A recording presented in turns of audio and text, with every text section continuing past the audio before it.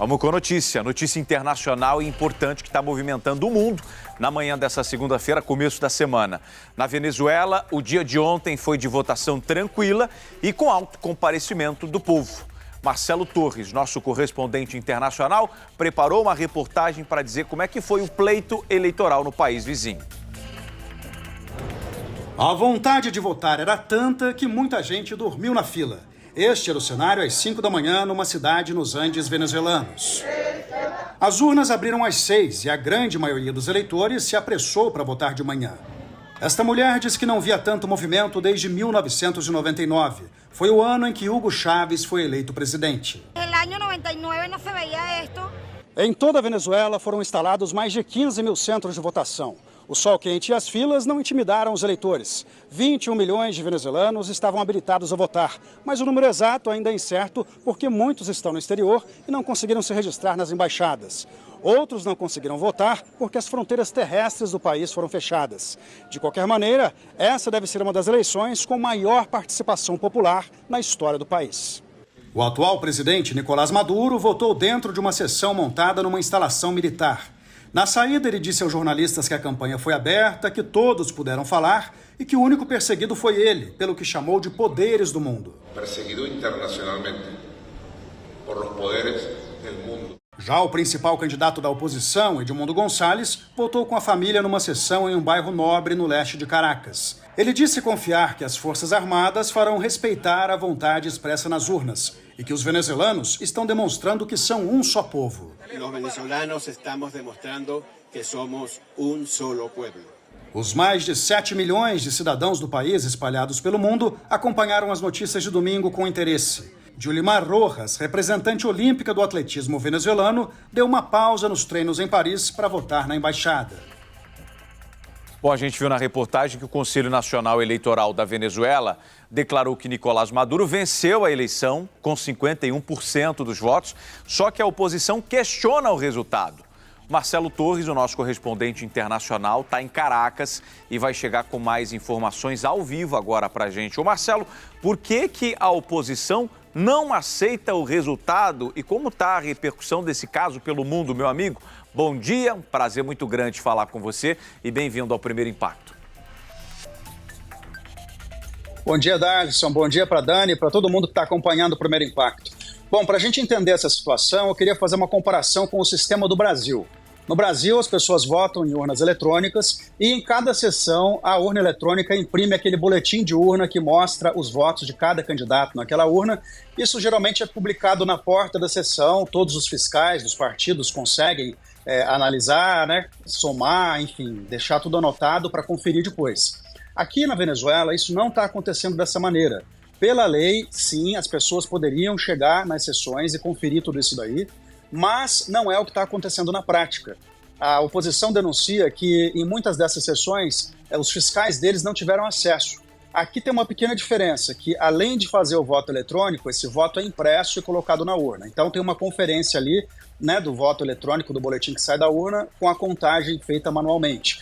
E a oposição diz que não está tendo acesso a muitas dessas sessões para poder conferir, para ver se a totalização do sistema federal, nacional aqui, bate com o que está saindo das urnas. E a oposição diz o seguinte, que ela conseguiu esses boletins de aproximadamente 40% das urnas. E nesses resultados parciais de 40% das urnas, a oposição diz que o Edmundo Gonçalves, que é o candidato opositor, tem aproximadamente 70% dos votos. Por isso que eles estranham muito esse resultado anunciado pelo Conselho Nacional Eleitoral de que o Nicolás Maduro teria ganhado a eleição com mais de 51%, enquanto que o Edmundo Gonçalves teria ficado com 44%.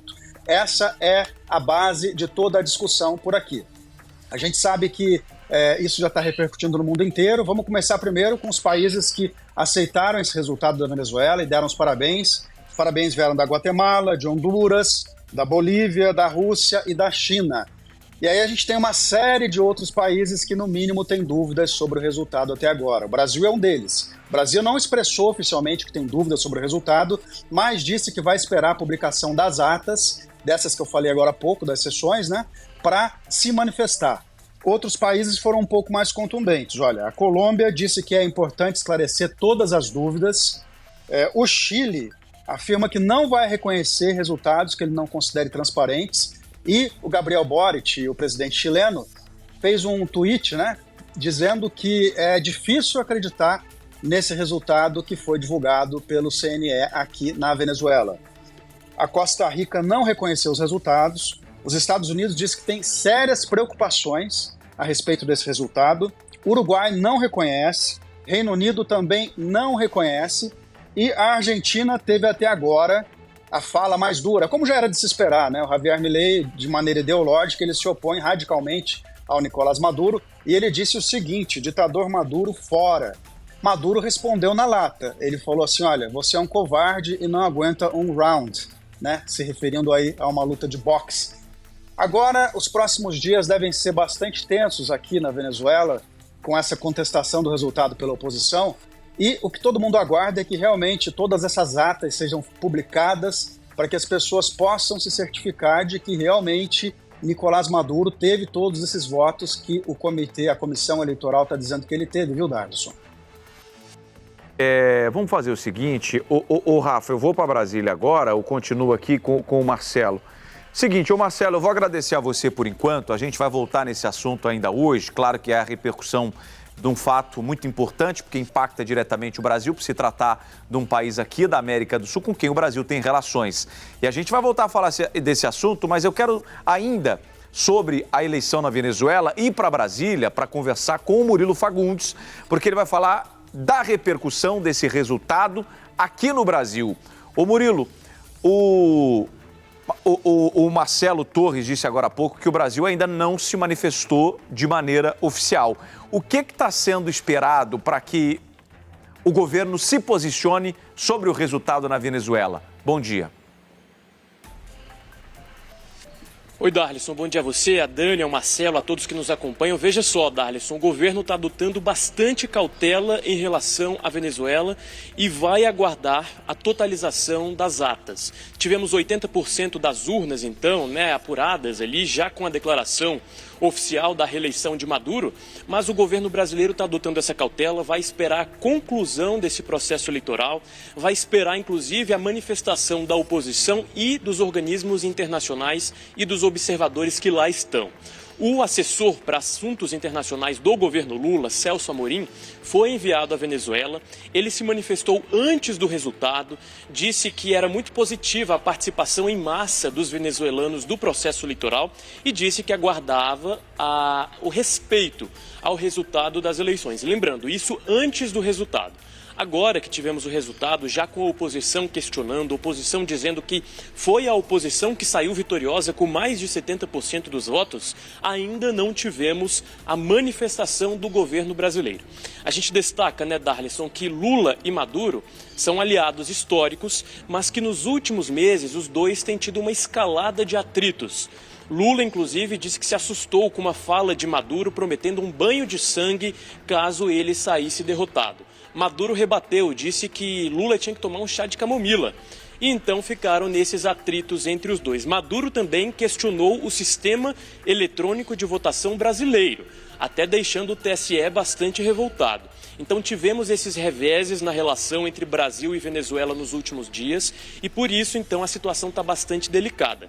É uma relação bastante importante entre Brasil e Venezuela, então há fatores econômicos em jogo, não apenas fatores políticos e por isso, por enquanto, a gente tem bastante cautela e nenhuma manifestação oficial do governo brasileiro. A gente destaca, viu, Darlison, que uma manifestação do governo brasileiro contrária ao resultado seria bastante impactante. A gente já teve, por exemplo, aqui na região, a manifestação de Gabriel Boric, que é de esquerda, dizendo que não vai aceitar a eleição na Venezuela do jeito como ela foi conduzida. Então, se tivéssemos ali um coro do Brasil, do México, do Chile, todos eles ali questionando a forma como o processo eleitoral foi conduzido na Venezuela, de forma injusta, com certeza seria um revés bastante importante para Nicolás Maduro, porque ele ficaria isolado na nossa região, inclusive isolado pelo presidente Lula. Mas por hora, a expectativa, o que se tem de expectativa, é que seja uma manifestação ali muito pragmática, muito neutra.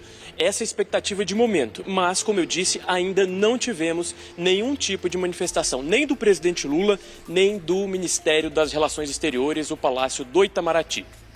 Obrigado, tá, Murilo? Vamos ficar de olho, a gente volta a qualquer momento com novas informações de Brasília. Agora... Pelo 4º ano consecutivo, o SBT News é a marca mais confiável de jornalismo no Brasil, de acordo com o Instituto Reuters. 62% dos brasileiros consideram o SBT News e o SBT Brasil a fonte mais segura de informação. Além das reportagens da TV, com o SBT News você tem acesso a conteúdos exclusivos quando e onde quiser. SBT News. Notícias que você pode confiar.